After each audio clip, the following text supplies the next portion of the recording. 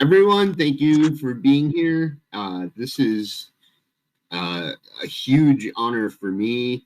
Uh, Jen and I have known each other a long time, probably about as long as she's been on Twitter. My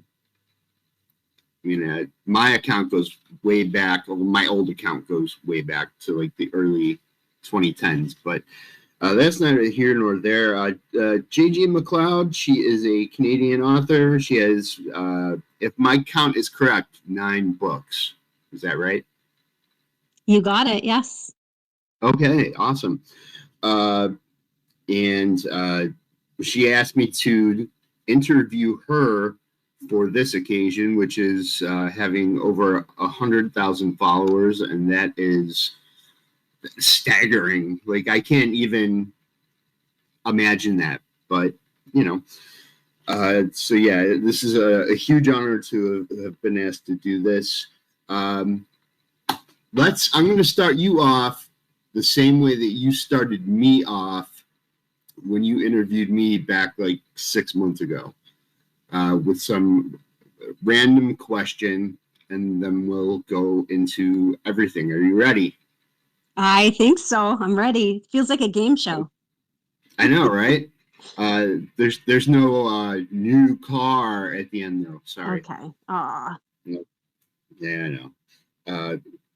Get used to being disappointed by me. Such is life. C'est la vie, Norb.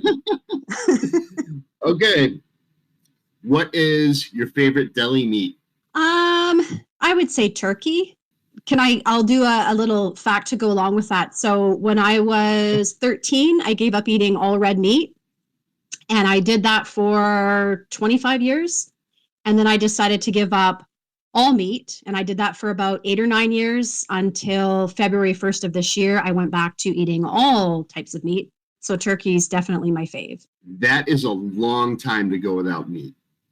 It is. Too long. Too long. So now... You got to make up for all the lost time. I'm very excited to cook meat every night now, and my girls make fun of me because I get very excited over chicken. Do they eat the meat and everything too? Oh yeah. Yeah, it's a big decision. I think it's a decision that people have to make for themselves. So I would never make that decision for them. So they ate meat the whole time. So I was actually cooking meat that entire time for them. So yeah, no, they're carnivores. Cook it and smell it, and you're like, oh, it's just a little piece, just a piece.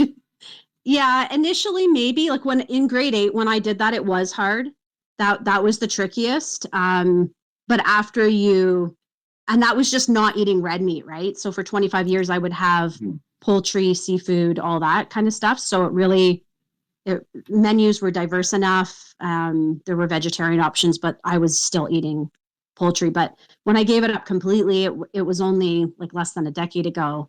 And by then, every restaurant had vegetarian stuff. So yeah, it was actually quite easy. Not going to lie, like it was easy to go vegetarian, but it's certainly not the best thing for people's health. Yeah, you have to really know what you're doing. Yeah. It's not like just a switch that you turn on and off. That's right. I've looked into it before and I'm like, well, do I have the willpower to do it? And that's the thing. And no, I don't. I like beef too much. I like bacon. Yeah. No. Yeah. All right. Well, 100,000 followers. Elite. That is an elite number of followers. You are creeping into like D-list celebrity territory. And I mean that in a good way. Maybe. I would, that's the last thing that I would aspire to be, but thank you, I think. Well, I mean, you gotta work your way up the ladder. Yeah, for sure. Yeah. What does having 100,000 followers mean to you? Honestly, it's about relationships for me. So the daily interactions, that's been the best part of it. And while the number shows things like the fact that I'm pretty consistent and, I log on every day and I'm responding as much as possible to people or boosting people. I think that's more the side of it that is special to me rather than the number, but milestones are kind of cool to celebrate. One thing I had started to do every 5,000 followers was give away at least a book or two. So that's kind of why it's on my radar always, because I do giveaways quite often. So yeah, I don't know. It's just a special community that I've met, and I would say I do remember individual people, and while I have like a regular group that I interact with more, it's always changing, it's always evolving. So there's new people that kind of join and are welcomed into the group, and the more the merrier. So Awesome. Now, from the author side of it, well, before we get into that, you mentioned giveaways. How do you do the giveaways? Is it through Goodreads? Is it through just a post and hey, I'll pick somebody kind of thing? How do you do that? yeah, for the X side of it, so that every 5 to 10,000 followers, when I do that, I just set it up on X. If you reply, I just put them in some kind of a draw. In the early days, I would write the names out and my kids would draw. They found that really fun. Now I usually just use some kind of a online spinner or whatever to choose, and then I mail them out. I did try a Goodreads giveaway early on, before I kind of was savvy to a lot of this stuff, and I found it cost way too much for what I got out of it. Um, and it was somewhat impersonal because they were gathering the names and they were giving the books out, and I didn't feel as connected to the person that was receiving it. Whereas this way, I feel it's just a lot more personal. Now and then too. So there was a woman was commenting on my posts, and we kind of started to have a conversation in the replies.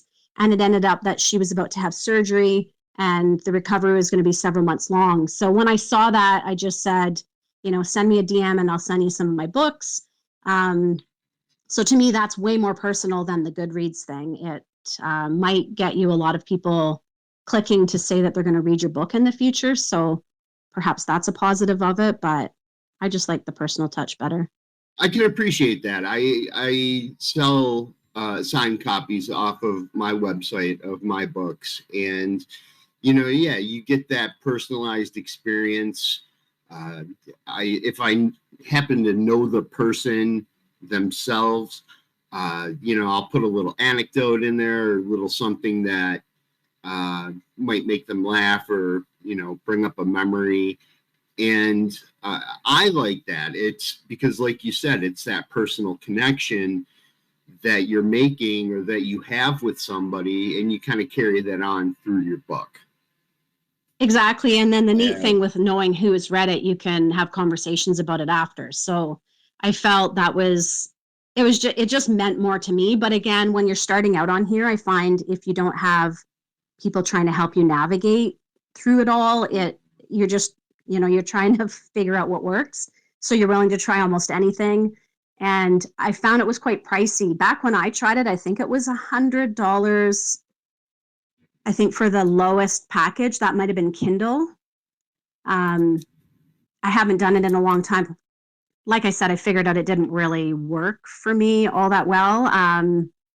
But yeah, other people kind of swear by it. So, again, to each their own. But I think it was, I'm glad that I did it because I wouldn't be able to really speak to it otherwise. So maybe you have to make the mistakes to be able to talk to that kind of stuff. But that's why every once in a while you'll see me post something, say, hey, if anyone wants to learn about such and such, reply, because I feel like now my goal on the platform is to just spread that information to other people and kind of help them navigate the whole thing.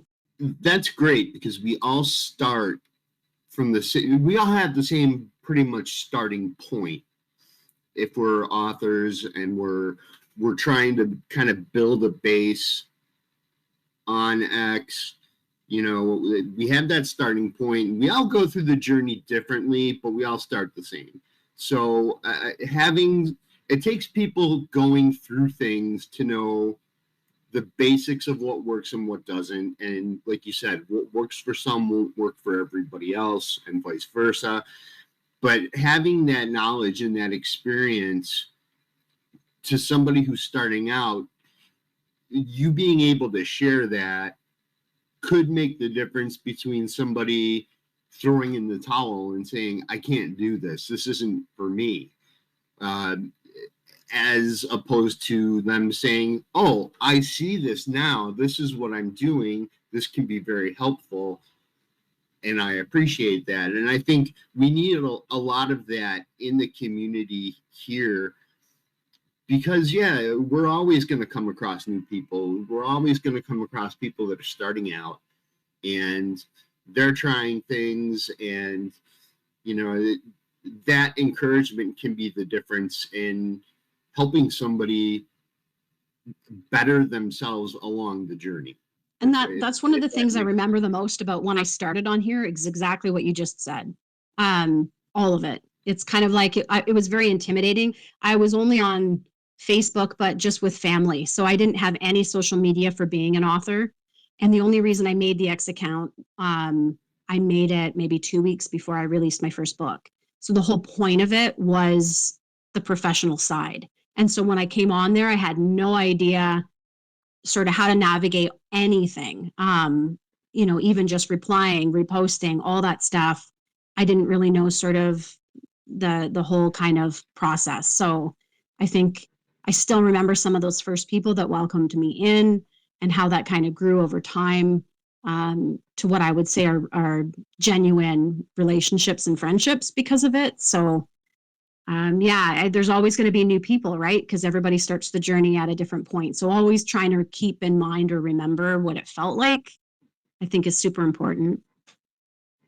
That's pretty fascinating that, you know, you're going through the rush of releasing your first book. You're trying to figure out how to promote it and market it. And at the same time, you're learning Twitter from the ground, like ground up kind of thing. You're thrust into this whole rush of the book itself, but then on the other hand, you're trying to teach yourself how to use social media for the first time. And I can see how that would be intimidating, and I can see how it could get frustrating. I think it's just a testament to your willpower and your capability to overcome certain things or not let certain things get in your way. It's not gonna hinder you from trying to be the most successful version of yourself you can be on social media. 100%. Yeah. You got to just keep trying, right? Something eventually will work or you'll figure it out. I've always been that kind of a learner, you know, way back as a young kid and in school. I was willing to keep trying, even if I didn't like whatever it was. Math is a good example of that. I'm actually kind of adept at it, even though I loathe it. So because I just don't give up, I keep trying. And so, yeah, I think that carries over into other things.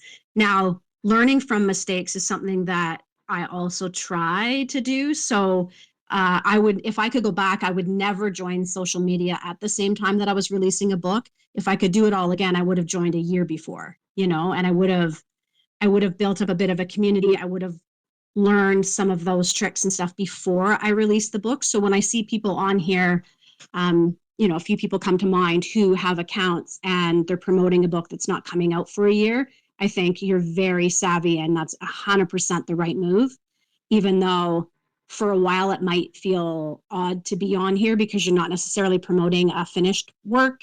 Maybe you're promoting other kinds of things, but honestly, that's 100% the best approach, in my opinion, rather than coming on when something's already ready to release, because you might have your 10 followers, your 100 followers, and the book doesn't really go out into the wide space. And in many ways, that kind of hurts the release. Not necessarily that you can't get it back. It's just that it might hurt your morale. And like you said, some people might think that well, no one wants my book. They just don't realize that it's because 5 people saw it. So it has nothing to do with the book itself. And I think those lessons are hard and necessary sometimes. But yeah, there's some people listening and some other people I know on here who are kind of doing it what I would say the right way, just that different approach. And, kudos for them for being brave to come on before they have that thing out, whatever it is. Yeah. Having that social media background, like you said, if you had started a year earlier, you have that ability to build your base and sort of set readers up for what to expect in a way as far as the book itself. And you're not worried about, well, what does RT mean? What's a DM? You're not trying to put everything together at once. You're forming relationships, you're forming your community, you're finding your tribe pretty much. And that can only help when the book does come out, because now you've got all these friends that can say, hey, so-and-so's book is out, you should check it out because it looks really cool, and we've been waiting for 6 months for this book. So yeah, as excellent a strategy as that is, I think it's also important to say, yes, that will work, but it may not work for everybody. I think that's when it comes down to any type of strategy, I have to keep in mind that what works for me may not work for everybody else, and so on. But that said, yes, start early before you've got the book out, and that way you're into a flow. You know how things go, and all of a sudden when your book comes out, you can focus on that 100% and say, boom, it's out, pre-order, order, review, blah, blah, blah, do all that fun stuff without having to worry about anything else. Yes. Yeah, for sure. Yeah, totally agree. Now, a lot of readers may not know this, but you pay detailed attention to your marketing and to how you advertise your books. And I think that is incredible. I think you do it a lot more than people realize. I don't know how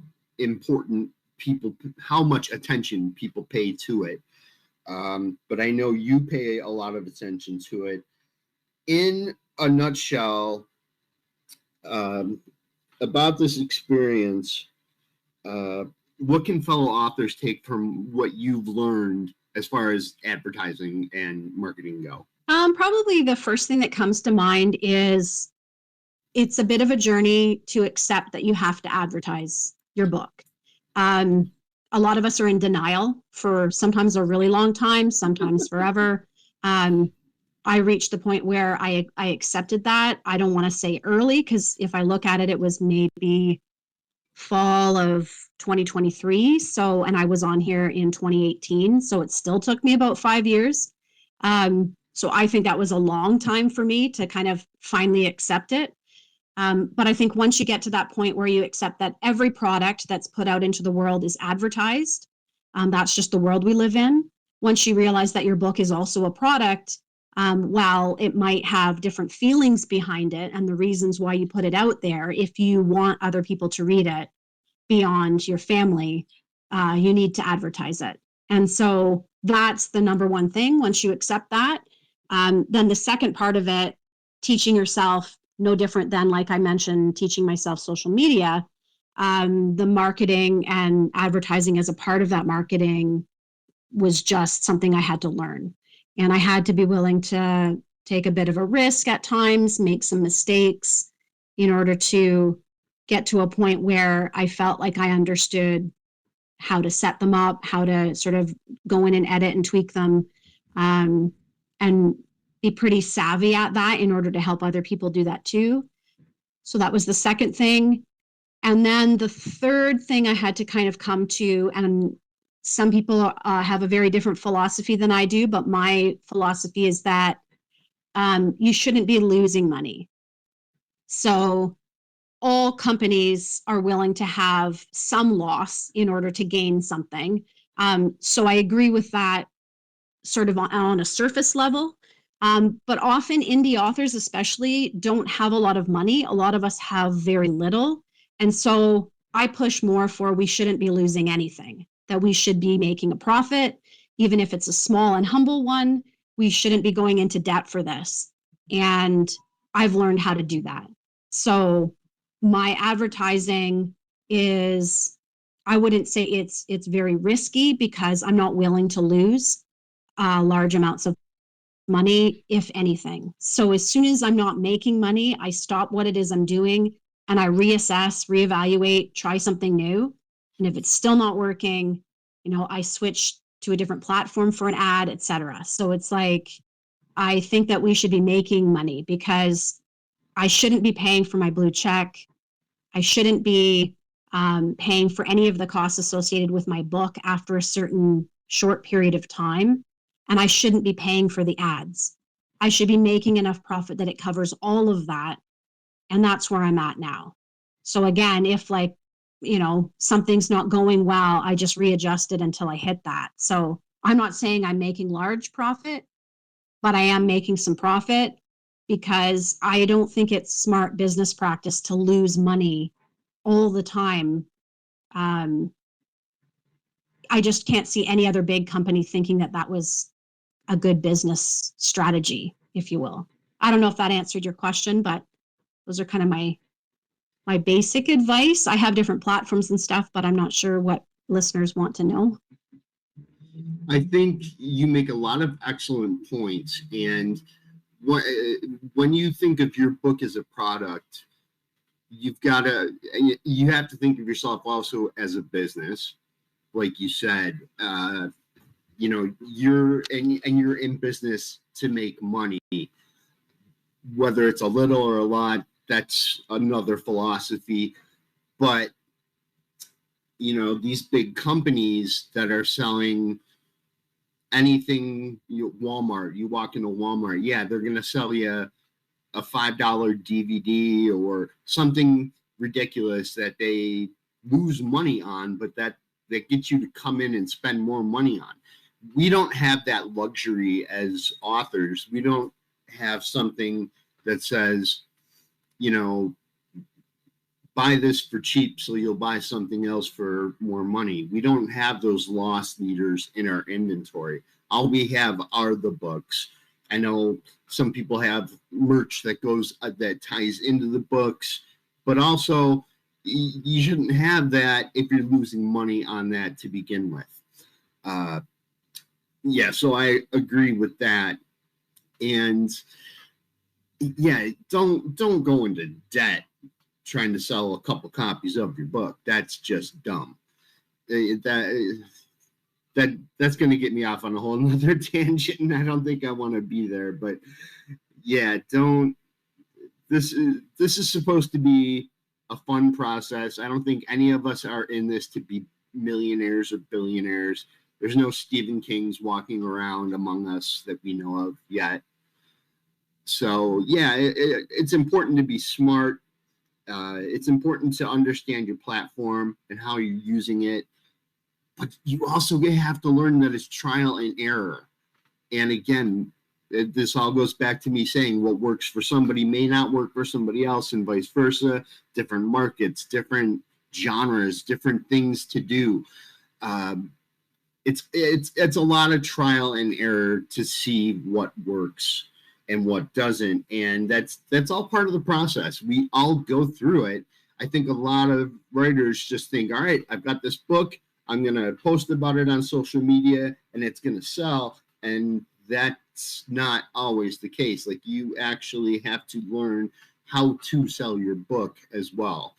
And it takes time to understand that. I came from retail where, we were taught to understand, believe, and sell the product. So you had to know it, you had to trust it, and then you had to know how to pitch it to somebody else so that you will trade them a pile of paper and they will give you money for it. It's it's all part of the process. We all do it, and we all come to it differently, but in ways it's part of it. It's what we do. It's what we have to do. If I forget that we haven't mentioned this yet, there will be questions at the end. We'll open up the floor to anybody that's got questions. So let's keep that in mind. If you've got questions, I see Christina's here. She wants to ask questions. Anybody else has questions about Jen and her books, and we'll do a little advertising talk because we've hit that subject. We'll take questions at the end and have a little fun with it and see what happens. So moving on, one of the quotes you like to use, and I really think this is one of my favorites, that you like to use when you're advertising your book on Twitter, is that it says, "Be true to your own voice. Tell the stories you need to tell. They will haunt you if you don't." I think that is very powerful and very inspiring. Now you write fiction, romance, time travel, things like that. How important is the authenticity in your work? Even though, like I said, it's fiction and it delves into time travel and other different things. How important is being authentic to you in terms of your writing? I would say that's really important to me. It's essential. I would also say that there's some kind of realistic, real life experience in everything that I write. So even though I claim I write only fiction, I do that to protect people I care about and to protect myself. That's partly why I've written some things and I've fictionalized aspects of it so that, I didn't want to put out a memoir, for example, for, I think, obvious reasons for those of you who've read my work. But yeah, being authentic, and it looks different in each type of story. So in Abalone and A Moment in Time, those works have a very different type of authenticity than my time travel comedies, because one's historical fiction, the other two are contemporary fiction. So there's a different level of research and stuff that was required for both. And then my other trilogy is an Irish romance saga that came of me actually being in Ireland and staying with, in different people's houses and traveling and researching. So they're all authentic, but just for different reasons. A Moment in Time was kind of interesting because I was a guidance counselor at an adult ed school, and we were doing registration. We would do that the last week of August every year. Students would come in, they would register, they would sit at the guidance table, and we would look through their transcripts and make recommendations for how to basically get their diplomas at an adult school that was delivering secondary school curriculum. So a lot of the people coming in were sort of second chance type of people. Maybe they'd had a career, maybe their company had downsized. Maybe they were a recent immigrant to the country. Maybe they had been kicked out of 5 other schools when they were an adolescent and finally got it together. So the stories were kind of endless. But at my table, we registered this man who didn't have any photo ID. All he had was his parole card. And so that I tucked that away in the back of my head. And then when I was sitting in a movie theater, waiting for another movie to start, while I was sitting there, I just kind of saw that story based on that one card and that one interaction. I kind of envisioned what the rest of the story might be, almost like a movie in my own head. And it was probably 2 years before I got a chance to actually write it because I was working on these other things, but eventually did. And so for authenticity, I wove in my actual in-class experiences. So I wove in what I had actually been teaching at that school in a psychology class, and I used psychology as sort of the basis for the story. So the, authentic lessons and things that you explore, and I wove that in, and as well as a lot of the students and things that they had said and done in my class. And I just found that kind of cool to be able to work that in to a larger story, a larger narrative, and have it be authentic. But that's so different from, the time travel you mentioned. A lot of the sayings, little quirky sayings, were things my grandfather said, um, who his family immigrated from Scotland to Canada. And he just had these sayings. I don't know any other way to say it but that. So some of the stuff is just sayings and phrases taken from him. Um, but a lot of the rest of it was research that I did into my own family tree. So a year before I wrote the series, I went back and researched my family, and I got it back to around the 1200s. And at the same time, my eldest daughter was taking karate classes, and her teacher was telling her that she should go into competitions and to do more presentations. And so I started to take notes. I started to take a notebook at these different events and record everything that I was seeing. And I used to ask questions and get her to demo things. And I used those notes with my family tree research and kind of did this weird mashup of time travel. And the entire story came to me while I was hiking up north. I was just wandering through the forest. And again, the story arc came to me, came home. I think that first day I wrote 11,000 words, barely ate or did anything else. And then the next day, I think it was 9,000 words.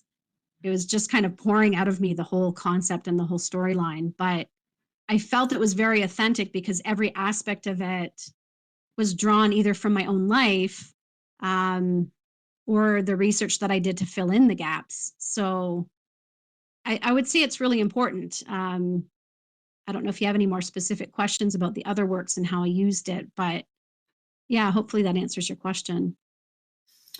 It does, and I think that's great. I think that's wonderful that you're able to sit down, you're able to research all this stuff. You can put it all together, and you can take almost two different cultures like karate and Scotland and put them together and make a cohesive piece out of it that feels 100% real.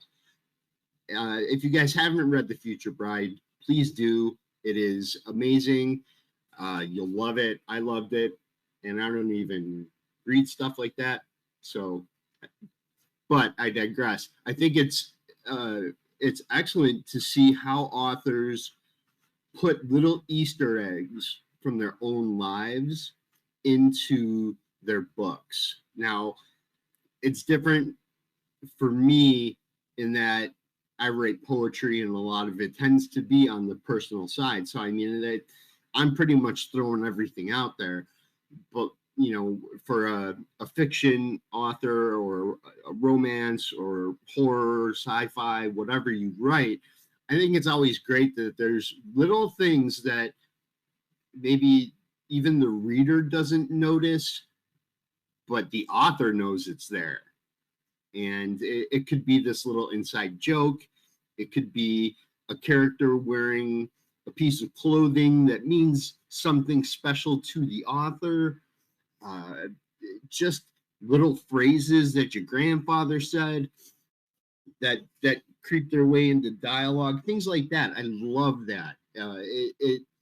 It gives you a sense of connection, even though the reader might not realize it, but it's there, and that's great. I love that. Let's see. Now, can I just add to that, Norb, before you move on? Yeah, go ahead. Please do. It's neat because it can just be even one quote, and I'm sure a lot of authors have that, where someone says something to you at some point in your life and you never forget it, and you weave that in. Maybe one of your characters says that line. So in Abalone, the main character, one of the main antagonists, he says the line, "Life isn't a Hallmark card," and with cursing.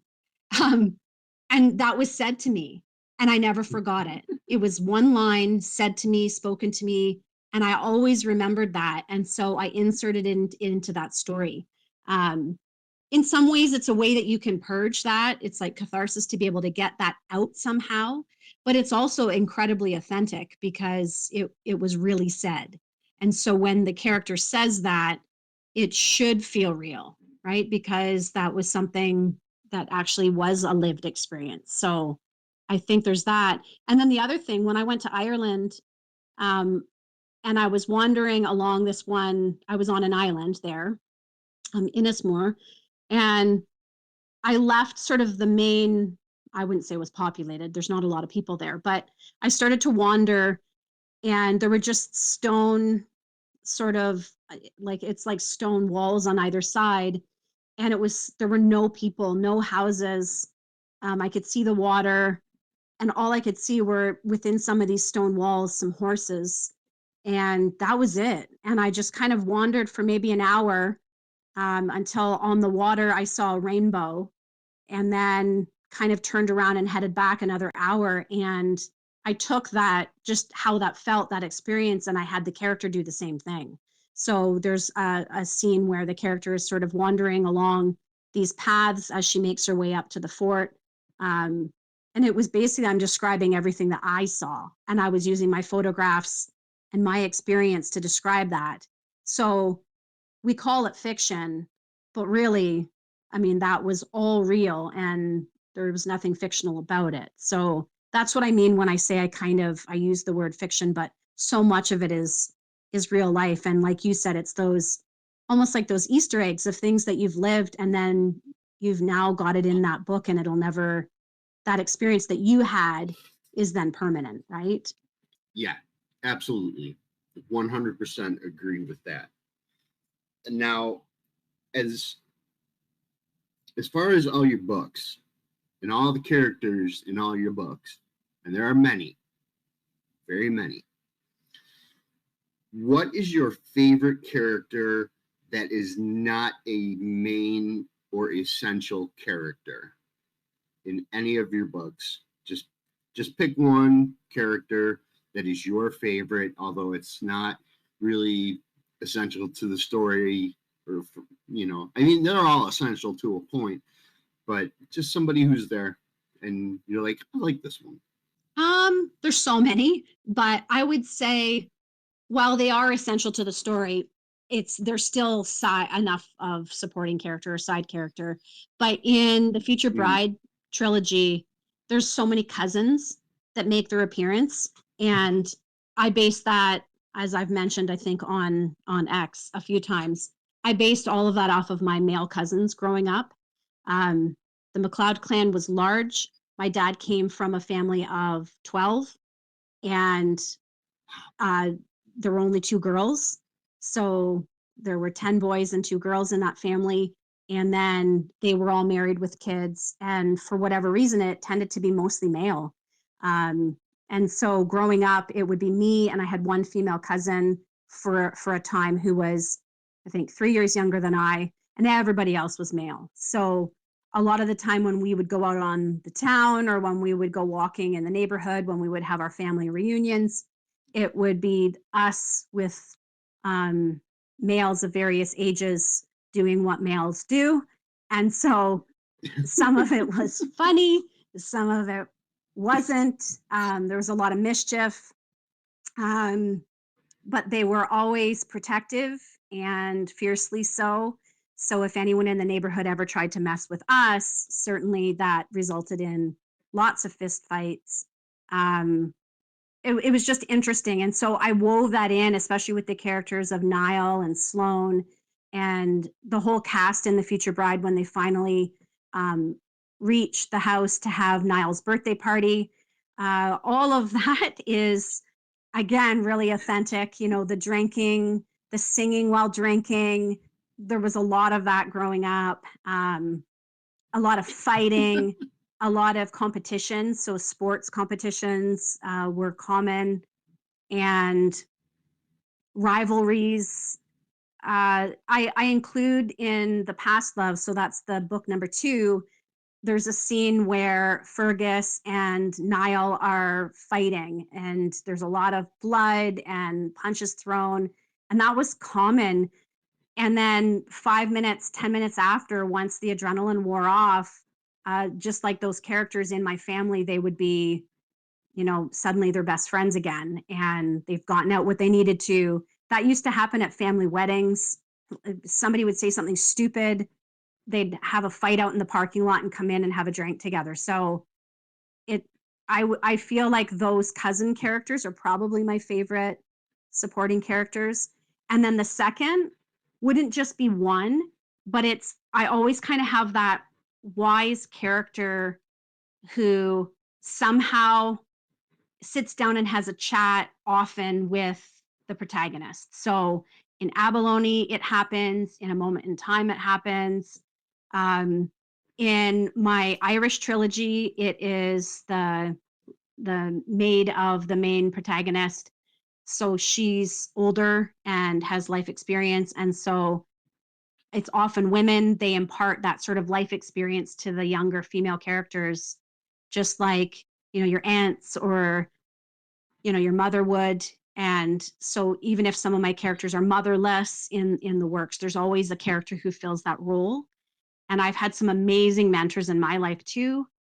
And so I kind of took that and wove it in. So I think that would be my favorite, the cousins and the wise women.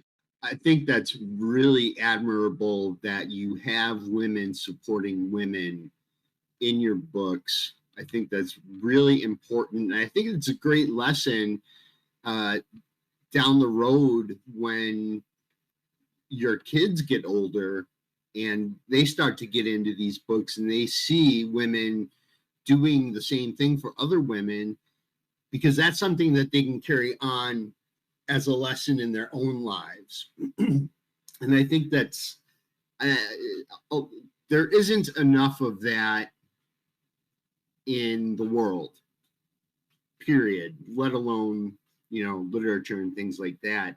Is that something that you've thought about while you were writing these characters and and sort of imparting little bits of knowledge as you were doing that in your book? I think definitely it's part of the story arc for sure. Whether or not I was consciously thinking about what people outside of me writing it would take from that, I think I'll be honest, I don't think I was thinking of that aspect. It was just deeply personal. So Abalone was my debut. I had to write it in order to be able to write anything else, anything lighter, anything comedy. I had to just get it out. And I think having that main mentor character in there, she was based on a woman that I taught with at an adult ed school.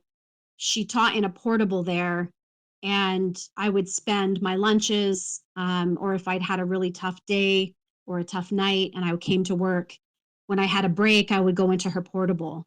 And I still remember those portable chats, those, they sometimes were brief, they might only be a couple minutes, but just those words of wisdom, one sentence, one phrase, um, sometimes not always the thing that you want to hear, sometimes very harsh, but said with love. I don't mean it was a harsh tone, but just a very real, gritty type of advice that's sometimes necessary, and balancing that with compassion and emotion and heartfelt style there too. So I don't know. I have those characters in my books, but whether or not, like I said, I did that to help other people be more resilient or to be that type of mentor, I don't know if it was conscious.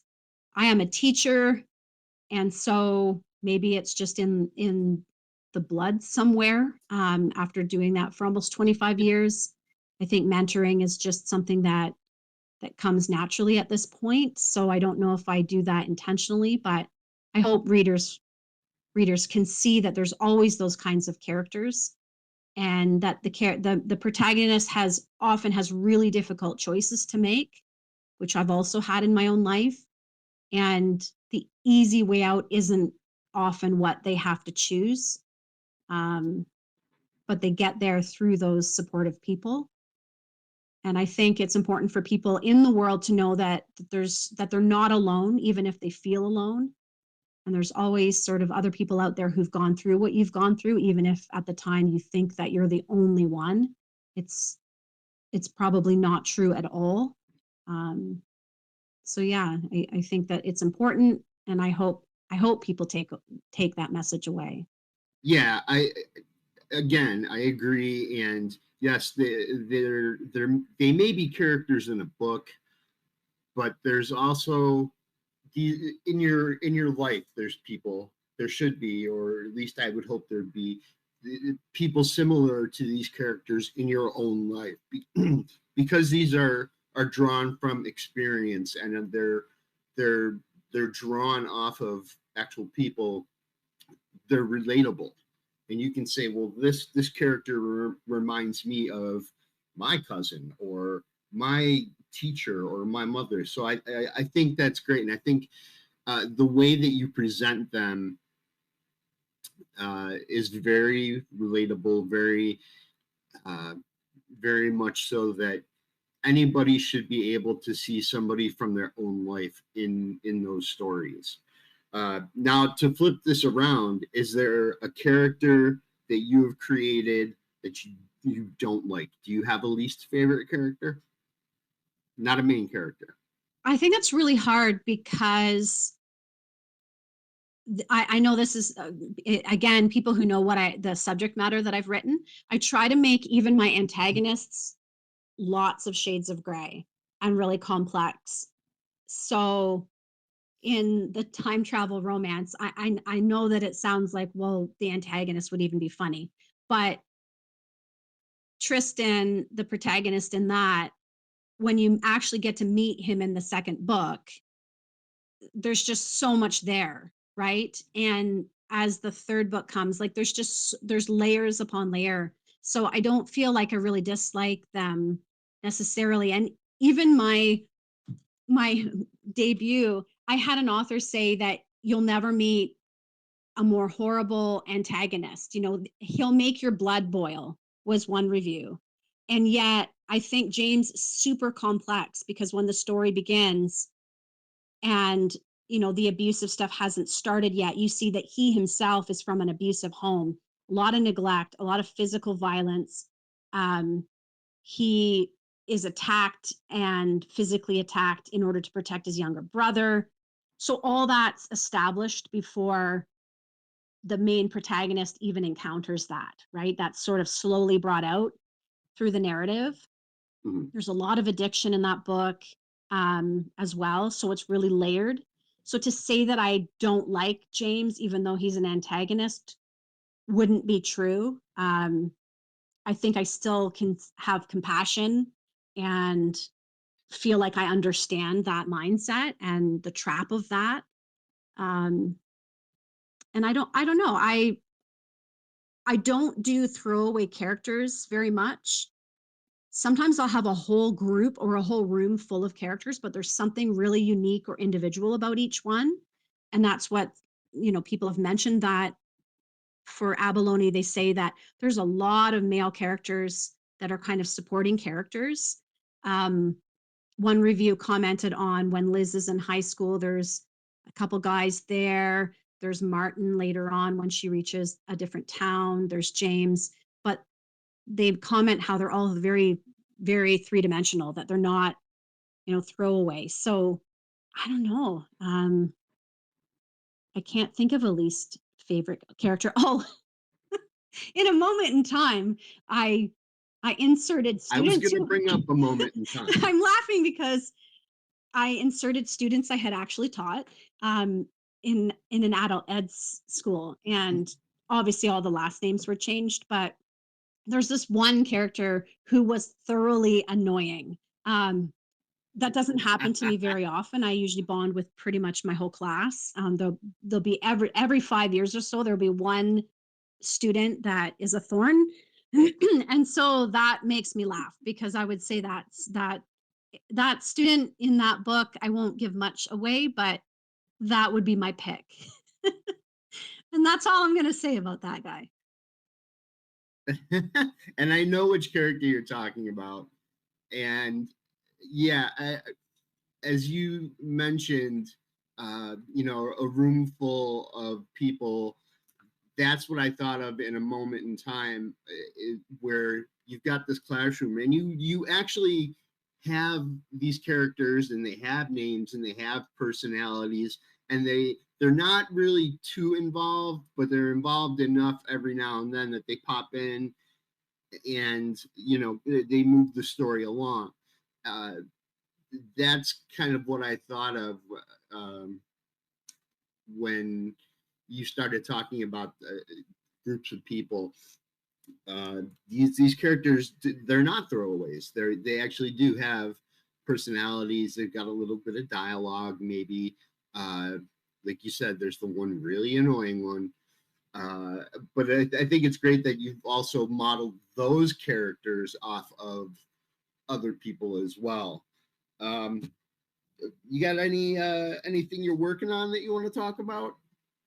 Any works in progress? Yeah, I always have so many. And that's another thing, just to mention how I write, is I often have multiple works in progress on the go so that depending on my mood, my mindset, I can switch out. I know that some authors are hearing that and thinking that that would drive them crazy. But it's really helpful for me. I have I write all romance. I would classify everything I write as romance because there's always a romantic angle in there and there's always some kind of hope, a layer of hope, even if the subject matter is really gritty and difficult. Um, there's always that light at the end. And so I've got about four things that I'm working on. So I've got a novella that I'm writing and it's in the same future bride world, but it takes place about 20 years later. And so it is focusing mostly on a child of Fergus and Bridget. And Fergus, as a father, has been and is the most fun to write. It is hilarious. Anyone who's read the stories and knows his personality knows that him with a daughter, it's going to be very difficult for both of them, especially when she reaches, I think I'm writing her at about age 20, and so that's been very difficult for him, and so that's been a lot of fun to write. And then I would call it a Hallmark style book that I'm writing. It's maybe at about 125 pages. That's another thing I do. Every single book that I write, I choose a new challenge, something I'm going to try that I haven't tried before. It might completely flop and not go well, but nothing good comes without risking something. So I feel like in the Hallmark one, it was to not swear, to have no cursing, because that hasn't happened in any of my other works, and to kind of have more of the fade to black sex scene, which I haven't done in any of my other books. So that's a challenge. I wanted it to feel like something that could be on the Hallmark Channel. And so those are the two main ones. Then I also have sort of a cozy mystery, but it has a romance angle. And I've used persuasion. So I don't know if there's any Jane Austen fans out here to write that. And so that's a work in progress that I'm working on. And then I also have an erotic comedy that I'm writing, which again is a complete challenge to write that.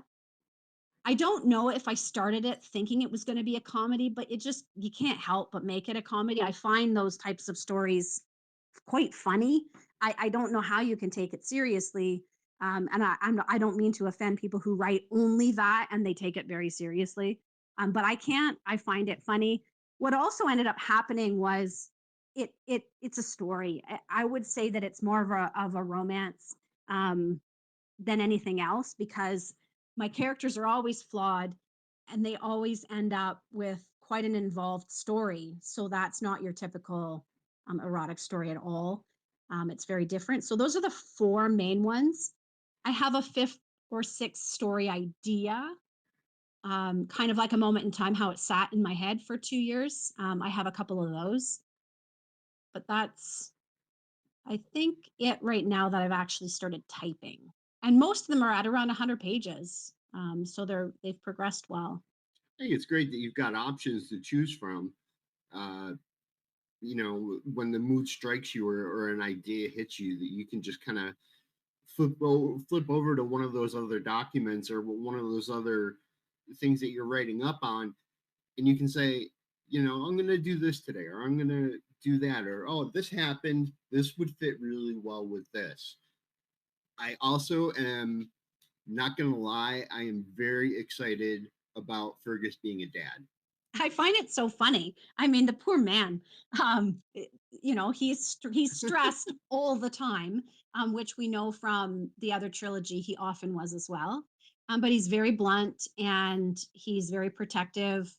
And it's really neat also to see how I've taken Bridget and Fergus's relationship as now a married couple.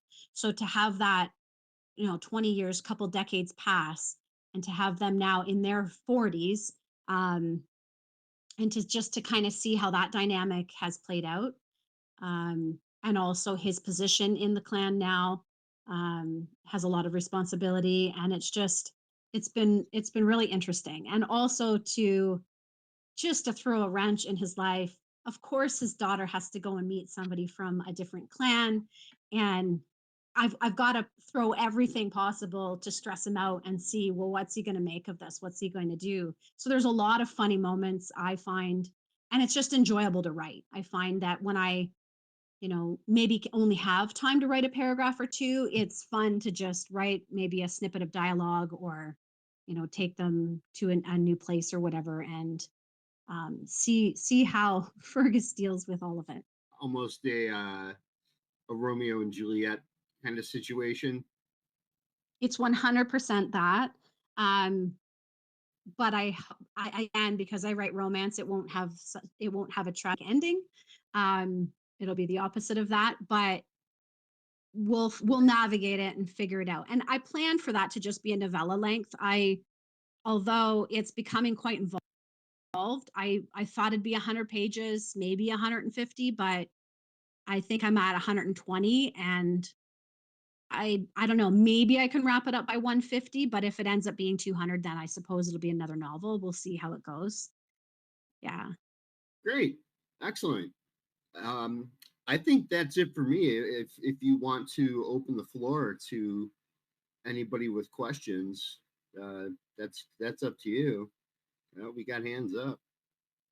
I'd love to. Yeah. I'll give some people speaker privileges and ask away whatever you can think of. I'm an open book.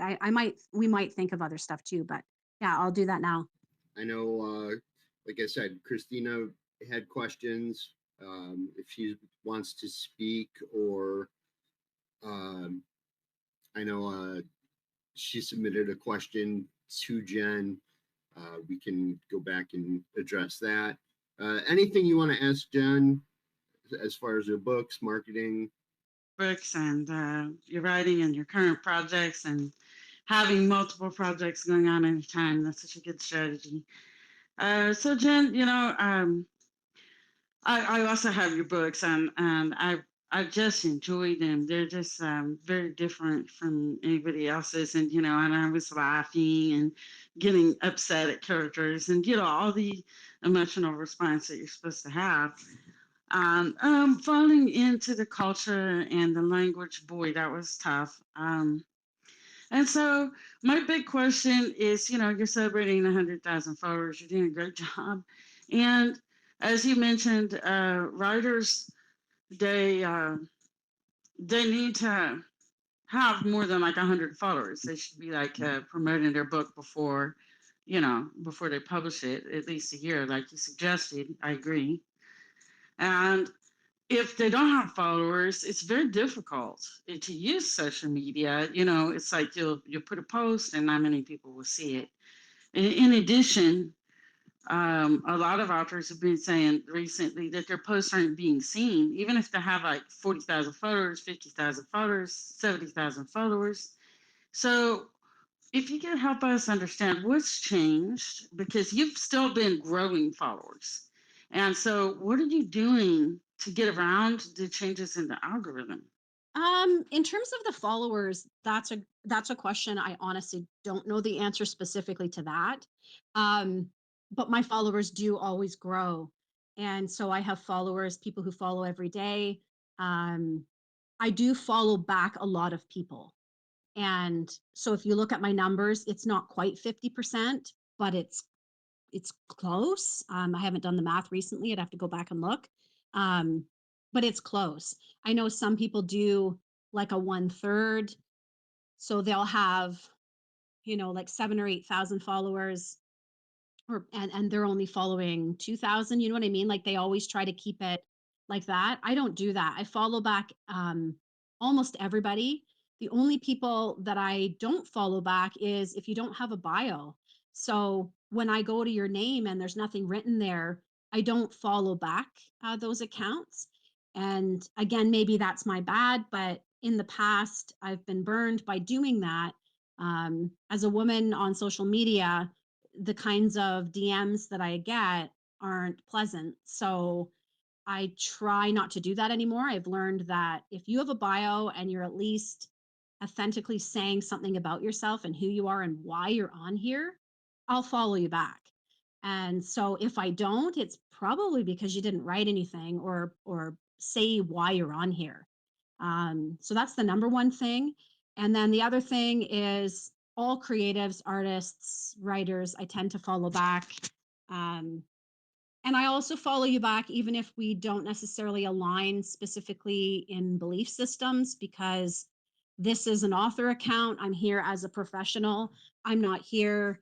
Um, if you like to read books and you like things with a happy ending, I'm here for that purpose. So I will follow you back. Um, so that kind of answers that. So I think that's half of it. I think if you're more cautious about following, you probably won't grow as quickly. Um, I also interact a lot. I'm active a lot. So I don't just come on, say, in the evening for 30 minutes. I check in throughout the day. I also schedule posts and I reply. I don't just do stuff that has to do with my book. So I don't just post my own book. I repost other people's books. I make comments on their new releases. I try to, boost other people whenever possible. So maybe that gets around the algorithm a little bit because I'm active. Um, I don't know if that's true or not. I do always have an ad running. So usually one ad where I'm, advertising one of my books.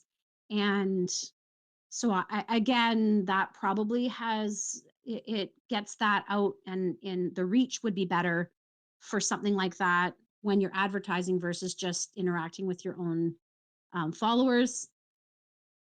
I encourage anyone who is following me to interact. If you're that quiet person kind of following and just sort of lurking in the background, interact, get involved, ask questions, post stuff. Because if I see that, if it comes into my timeline, I will share it and comment as well, especially if it's book related.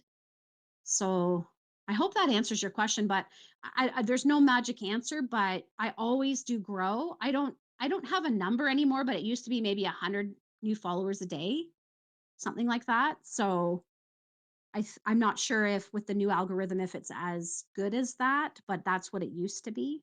I mean, that's really good. I actually think that you offered something really useful, and that is that make sure that we're following people back, and the other thing is interacting. I think that you're pretty much online. Are you online every day on social media? Every day. And it's because I focused just on X. So I think some authors can't do what I do because they're on, say, 4 or 5 platforms. And I made a decision really early on to just be on one platform and to let it grow and to be really active and to just make that part of my brand. I'm an author and I'm on X, and it's kind of those two things go together. And I feel like that's helped me. I feel like if I was trying to check into 4 or 5 different social media apps while being a parent of 3 kids and a full-time teacher, I don't know how other people do it. I know some people hire assistants. I think that's the only way to do it. I think you've had some experience with that too. I don't think we can spread ourselves that thin without something breaking. Yeah, I mean, definitely. I had to hire an assistant once I decided that I was going to expand beyond X, but that's also to let me get into LinkedIn, where there are a lot of readers in LinkedIn as well. But I like how you focused on one thing. I mean, each person has to do what works best for them. And you have like a readership, you have rom-com readers and, romance adventure readers and things like that that will fit in into what you're doing. You said that you had a cozy mystery. You're working on a cozy mystery? I am. I'm working on one, but I have a concept for a second. Um, I can talk about both, but the second one is actually something I'm co-writing with my mom. So it's more in just idea format. My mom is 80 for anybody listening, and she moved about a year and a half ago into a retirement residence, and it's just I visit her every week, and when we're there, she just tells me stories or we talk about memories, and again it's those quotes, it's those memorable things from our shared lives, and we often say, oh, that would make a funny book, or wouldn't that be a great quote in a book. So we've started to just keep track of these things that we're talking about and hoping to turn that into something that's more in the cozy genre, because with her age and other people that she knows, they would love that. So that's one thing, it kind of that will be in the works, I hope, within the next half a year or so. And then the other one is a cozy mystery. Again, it's a romance, but just with a mystery kind of in the background. And it's me taking some of the classical literature that I've read and just using stuff that no longer has a copyright and kind of putting my own twist or retelling on it and blending that with the cozy mysteries genre and other things, whether it's stuff from my life or whatnot. So that one's at about, I want to say, 80 to 90 pages so far. So it's been fun. If it has romance in it, I'm there. The other stuff doesn't matter. I can do mashup. I've I've read and written lots of other things. So what it gets blended with, I just like a variety and it keeps it fun for me. Yeah, I think with cozy mysteries, one of the things I've noticed is that it's like not a romance resolution at the end of the story. It's kind of like they keep it going for many books. And I love that actually, because you're like, when is this going to happen? And the suspense about the romance, but it's not all about the romance, but it's just like a very super, super slow burn, like multi book slow burn. And I love that in cozy mysteries. So if you found out, because I'm one of your readers and I love multi-genre reading, so I love reading cozy mysteries, and I love reading romance adventure, and I love reading about different times and places and time travel.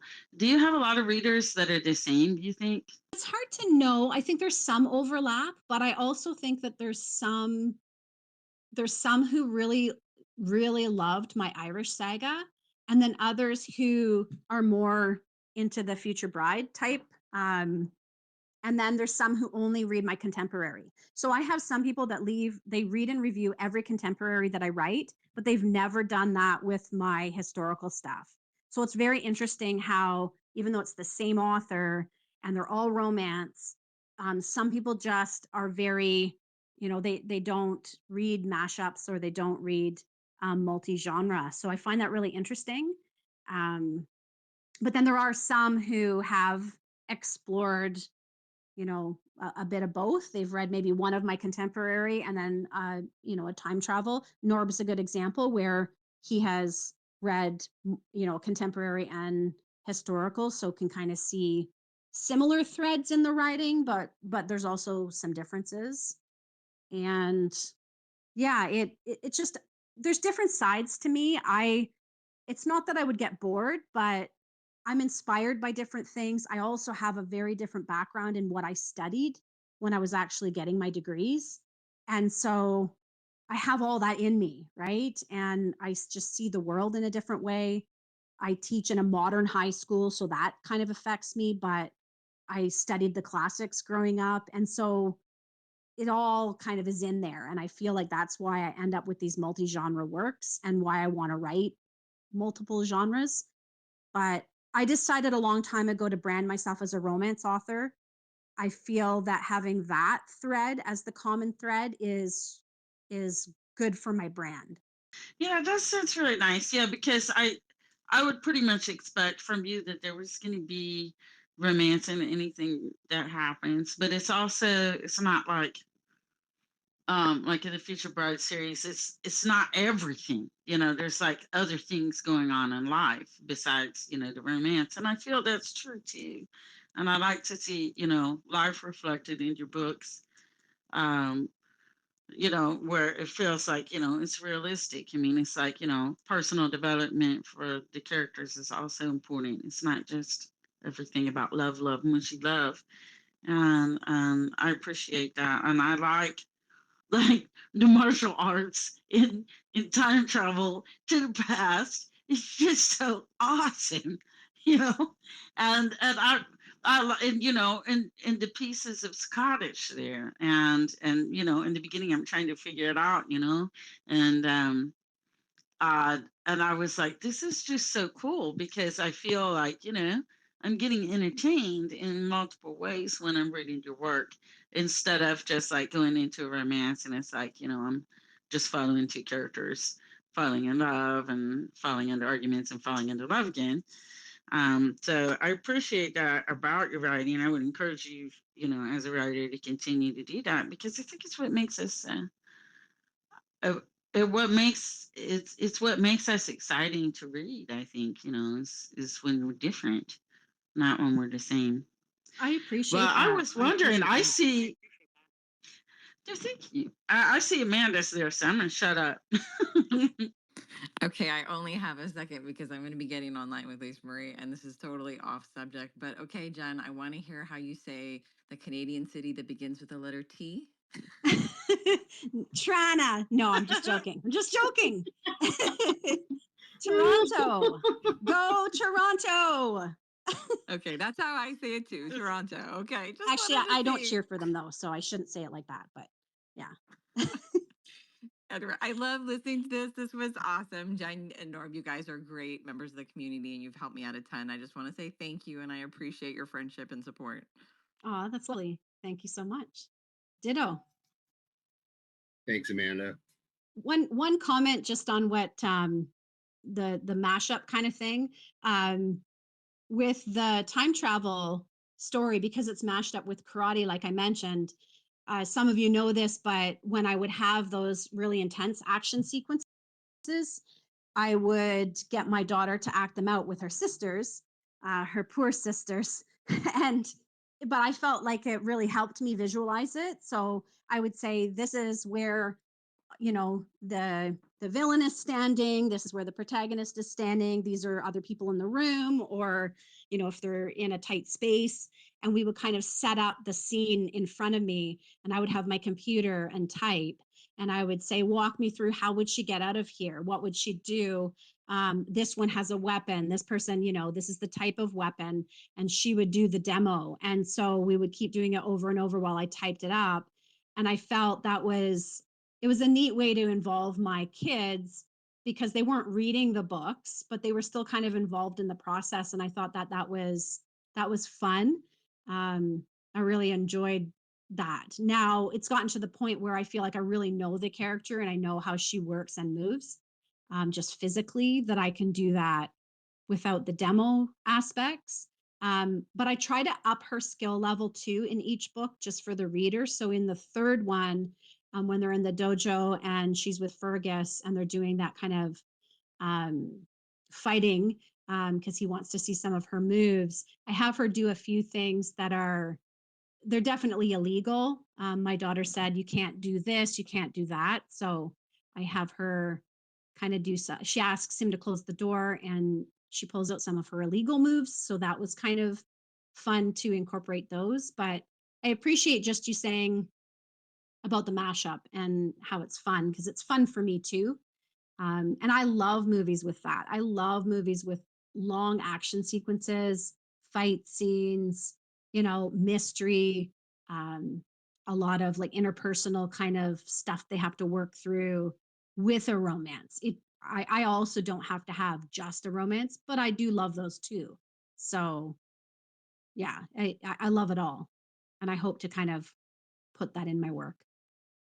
But hopefully, anybody else have a question? Yeah, if you guys have questions, go for it. Now's the time. I see Joe's joined us. That's fantastic. Hi, Joe.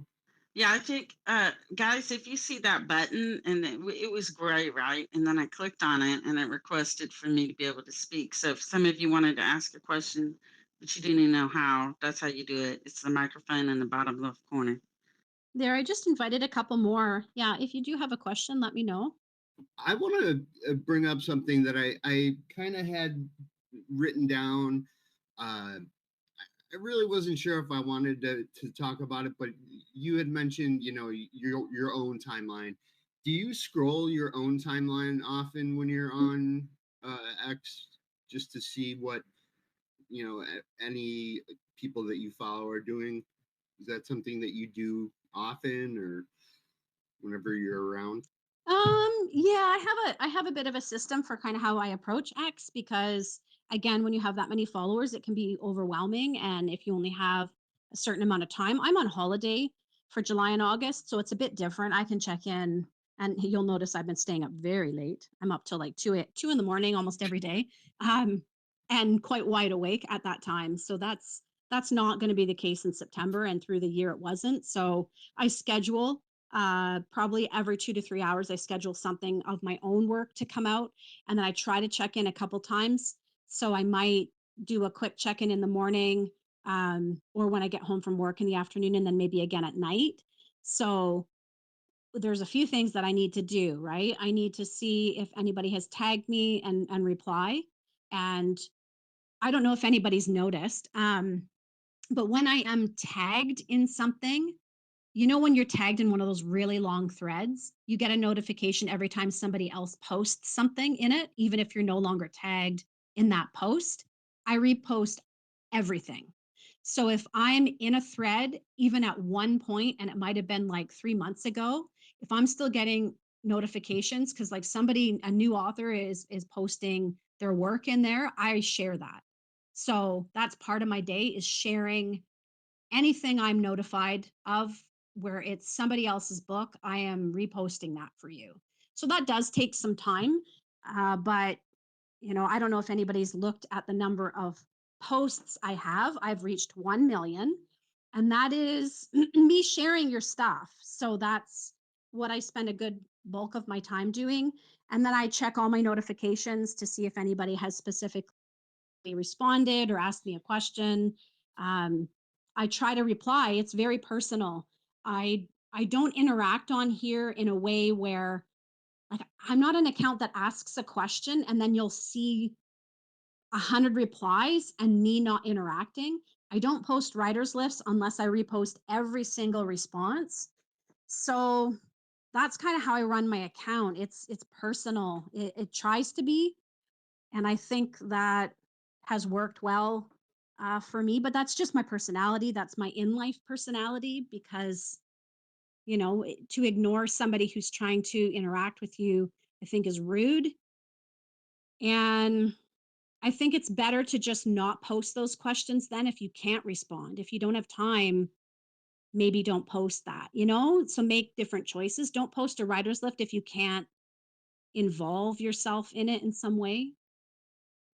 So hopefully that helps answer the question, but that's sort of how I manage my day to day. I do post live a lot when I'm on there, but yeah, it's a bit of a juggle. Okay. I see we've got a question from Joanne. Hi guys, can you hear me? Yep. I never know if I'm doing this right, so there you go. So Jen, congrats, by the way, on all of this. Pretty amazing. One of the things that I was listening to with greater intensity was your comment about how you have different readers for different series. And this is something I wonder about all the time is, should I be using the same authorial moniker for historical fiction, for my kids' book, right? Or for my mystery/romantic suspenses. And there was a lot of advice when I started doing this about how you should divide your titles by author name, or at least figure out some way to differentiate the various genres you're writing in. So, the thing that's different about you, though, I think, is that you've sort of branded as a romance writer, right? And then everything flows from there, even if they are different in, time or, intensity and all that kind of stuff. What do you think of that? Like, for example, if you were to write an erotica, or if you were going to write a kid's book, would you change direction, do you think? Or do you think this now works across the board? Because I really don't want to do this. So advice, please. It's a really good question. It's an important consideration, I think, and it's good that you brought it up. It's certainly something I'm pondering and I'm kind of wrestling with.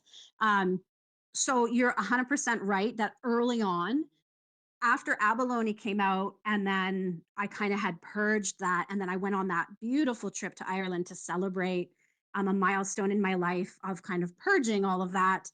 And I sort of was inspired by the people and places there, and I still knew it was going to be romance. So then when I came back and started writing that, I decided to use my same name because Abalone definitely had romantic threads running through it, even though it dealt with domestic violence. And I don't mean that in the way that it was romanticized. I mean the way that there were other characters in there and a happy ending, and resolution with alternate characters that were definitely, there was that romantic, happily ever after that in the future type of thing. So I was able to brand it as the same author name.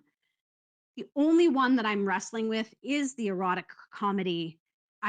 Because I've written comedy now, it very much would work so well, and because it does have that romance in it, but because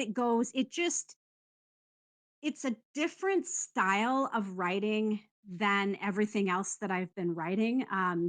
It it does push that envelope further for my own brand. And so I'm it's not that it's a worry, it's more just, I think, again, being savvy. I have a pen name all ready to go. I have a cover for the book that has that pen name. What I'm wrestling with is when you have 100,000 followers and when you have 9 books out, there's some momentum there that would really help me if I were to release this under my own name. And so it's more of a marketing decision than it is anything else at this point. And all I would need to do is to slightly tone down a few things. And I could publish it under my own name. So I'm starting to sort of lean in that direction. Would I advise other people to do that? Yes, unless it just was completely different.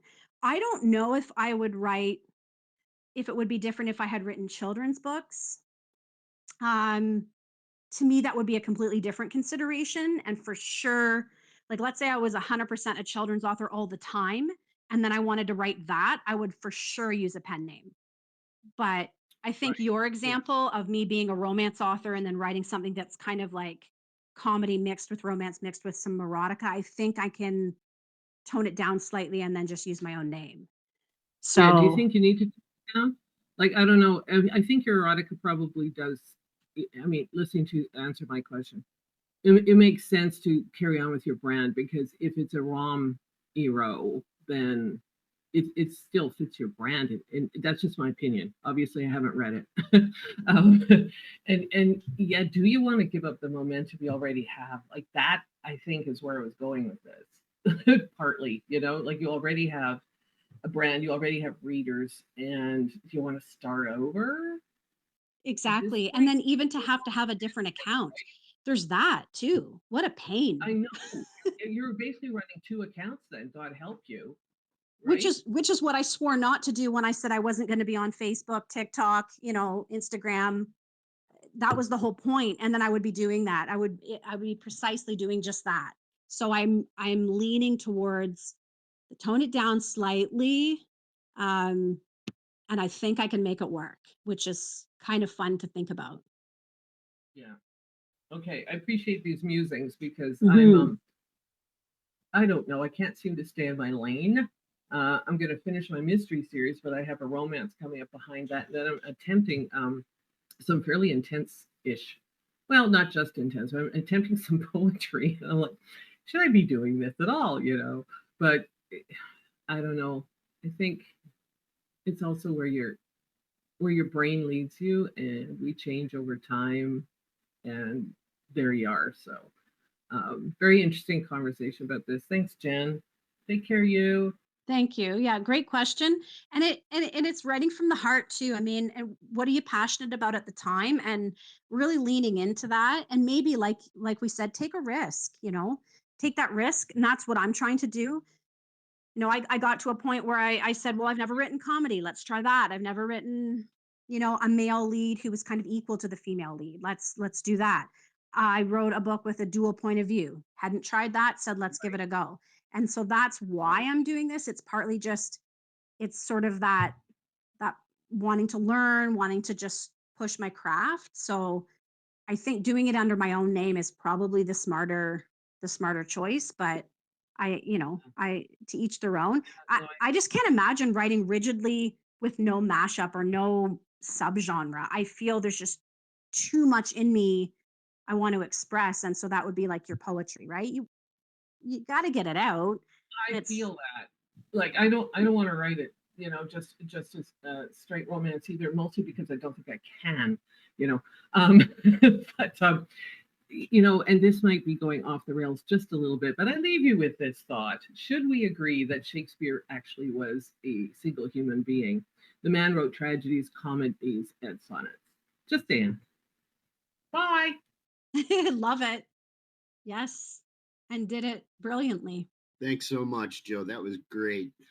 Um, as far as writing, different genres and different things, and doing, a pen name and running another account and everything. Yeah, in my opinion, and this is again just my opinion. Uh, I don't even think you would have to tone much of anything down and still be able to publish it under your own name. It's the marketing aspect and the way you do it that might have to be tweaked, in that you say this is a little stronger than previous stuff, or this is going to be a little sexier or a little deeper than things I've previously done. So I mean, if you're used to a certain style, I want you to know that this is going to be a little bit more extra than what you're used to. You know what I'm saying? Norb. Yeah, and I also have done that with a couple of my works when I felt maybe like in my first trilogy, the second book gets quite a bit steamier, like you said, sort of there's more sexy moments, it's more it just yeah, it's quite a difference from book 1. So I definitely in the blurb put that, I always put definitely recommended for 18 plus for steamier scenes, that kind of thing, because I feel readers have a right to know that if they don't want that kind of divergence away from where it had been going. But I felt it was a very natural progression and necessary for the story. um, but yeah, I think it is a marketing thing ultimately, and i I feel I've practiced that a lot, and I don't think it will be a problem. um, I also write my first drafts very raw, unedited. I do that for all my books. So I write it 100% the way I envision the scene.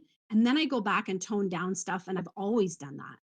So that would be the case for every single book that I've written. I usually have multiple drafts, and sometimes it's just for the sex scenes, just to make it flow better, but also just make it so that it fits more with romance, if that makes sense.